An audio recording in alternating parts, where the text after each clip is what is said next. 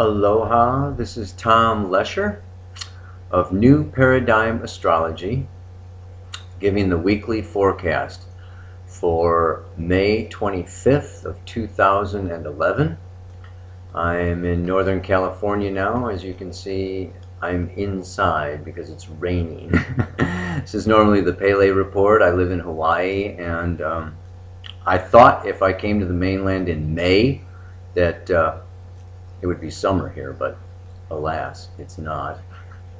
Anyway, I'm here in Northern California a couple more weeks, then I go up to Seattle and Vancouver to offer some workshops. You can look at my website for further information on that.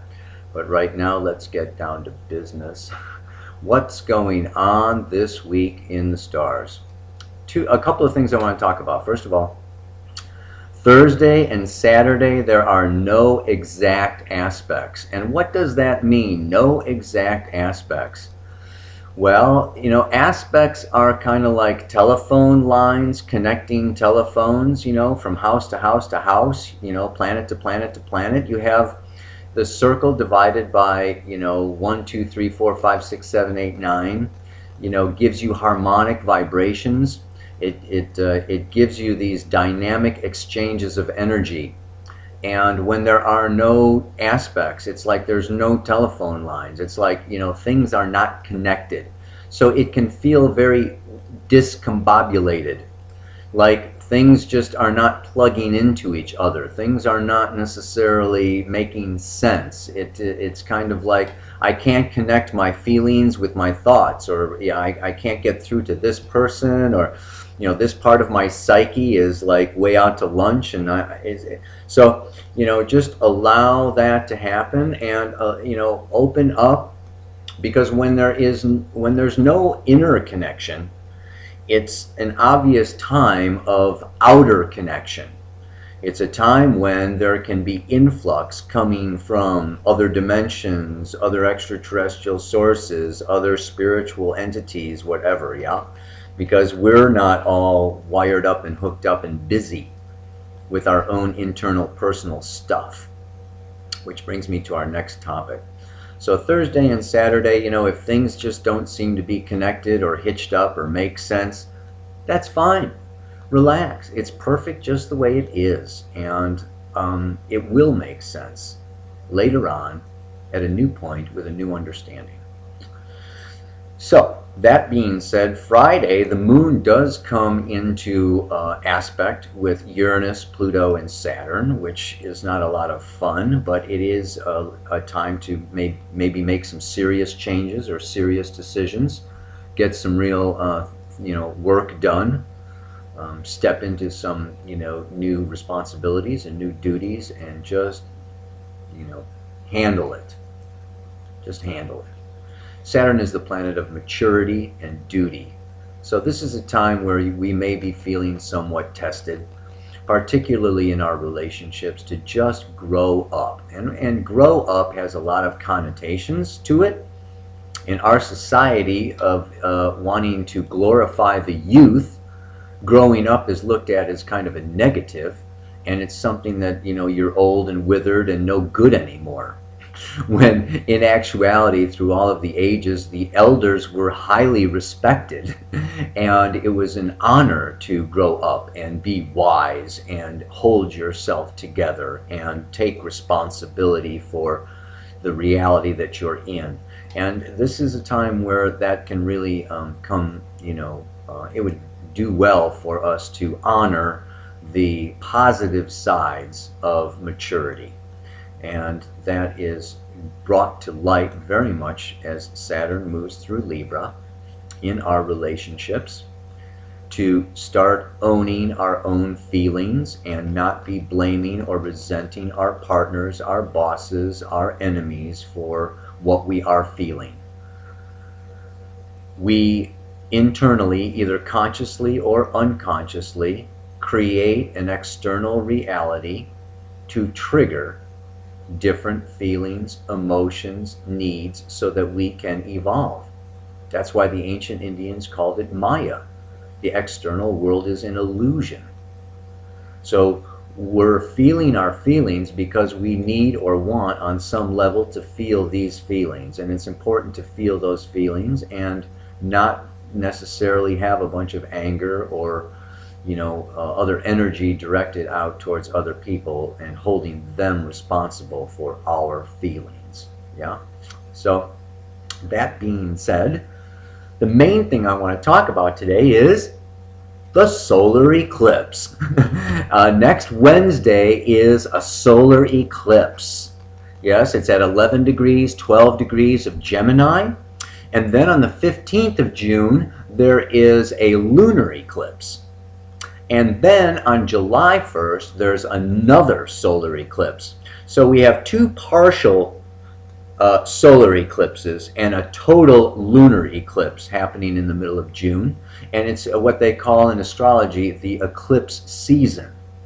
Very powerful time, because this is when the sun and the moon are both coming into an alignment with the earth. Sun, moon, and earth. Rata Sama. Yeah.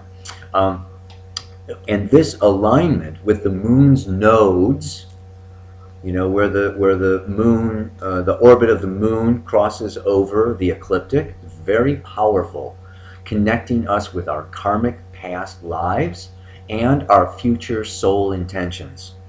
It's a very powerful time. And what this is it's actually very different. The eclipse season happens every 6 months. And what happens during that time, the choices that we make, the decisions that we, the contracts, the agreements, whatever we're doing, feeling, initiating at that particular time really carries on for the next 6 months.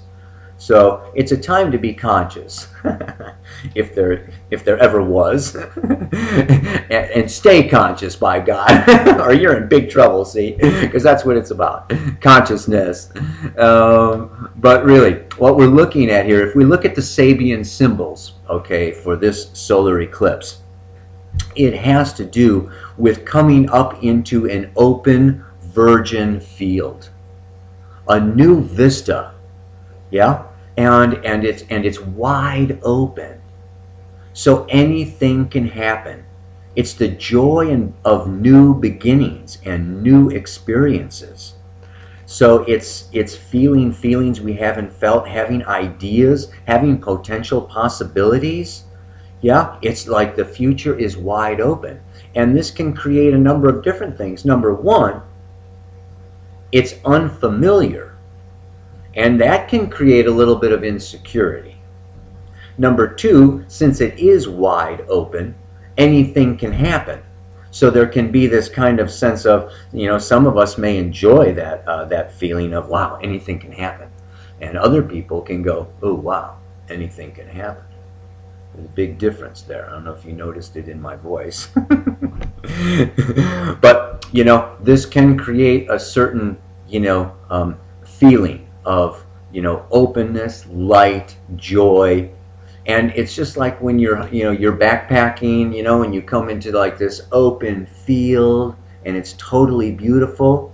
The other side of that is you set up your tent and you camp out there, the sun goes down, and you start hearing sounds and noises, of bears, raccoons, squirrels. Guess what? There is no such, total emptiness occurring at any particular time, but there's always, and this is what 12 degrees, the Sabian symbol for 12 degrees of Gemini, has to do with the ghosts of the past. That there is nothing really virgin going on right now, but that we bring with us our memories, we bring with us our fears, we bring with us our past. And so this is also a time where, and particularly during the lunar eclipse on June 15th, that we also have to clear ourselves. In some ways, we are being stripped. We're getting down to bare reality here. This eclipse season is about like peeling back the layers of the onion, which has to deal with peeling back our illusions of what we thought we were, of who we thought we were, of the fears or the patterns and conditions that our parents taught us or that we've been told by our teachers is who we are. And then at the third pass of this, right, the solar eclipse of July 1st, then we come into that we are diamonds, rough diamonds that are in the first initial stages of being cut. That there is some spiritual intelligence, some invisible higher beings at work with our minds, because this is all going on with Gemini and Sagittarius, which is another thing I should talk about, depending on how long this can go on. But anyway, it's like the more we strip away, the more we clear out during the next month or so. By July 1st, then, we are clear, we are open slates, we are raw diamonds, and we are prepared and ready for higher entities, higher energies, higher vibrations to come in, to work with us, to balance us. And it's a time of great opening, of intuition, of imagination and inspiration that will carry us through the next 6 months. Very, very powerful time. Not always easy to first come in with this initial insecurity and then realize we got all this baggage we need to let go of, but then by July things open up quite a bit more. So it can be very positive. Yeah. And the last thing that I wanted to mention is that this is the first eclipse cycle that's in Gemini and Sagittarius, fire and air. And it was really back since August of 2009 to March of 2011 that we had the moon's nodes going through Cancer Capricorn. Cancer Capricorn, being ruled by the moon and Saturn, really has to deal with real estate, emotional, financial security, family issues. It's water and earth. It's kind of dense and heavy. Then as of March, the moon's nodes moved into Sagittarius and Gemini, fire and air. So you know there's been this kind of picking up, lightening up, raising up of the energy, speeding up of time through Gemini and Sagittarius, and that is going to continue on through September of 2012. These moon's nodes stay approximately a year and a half in a sign. And what the other thing that this says is, if you are into astrology, the North Node is in Sagittarius. You can look to your natal Jupiter. Jupiter rules Sagittarius. You can look to your natal Jupiter as being the future and where to aim and where to go by house, sign, and position. Look at that Jupiter. That's your, that's the unknown future territory. The path of least resistance, the past, the rut that you may be in, is the south node of the moon is ruled by Mercury. So this is a time to not necessarily go with your left brain Mercury and look at your chart, for where your natal Mercury is by house, sign, and aspect, and you can kind of let go of that and move towards Jupiter. So we want to be moving more towards this future. It's the unfamiliar and the unknown, but it holds the most amount of treasure, gold, good.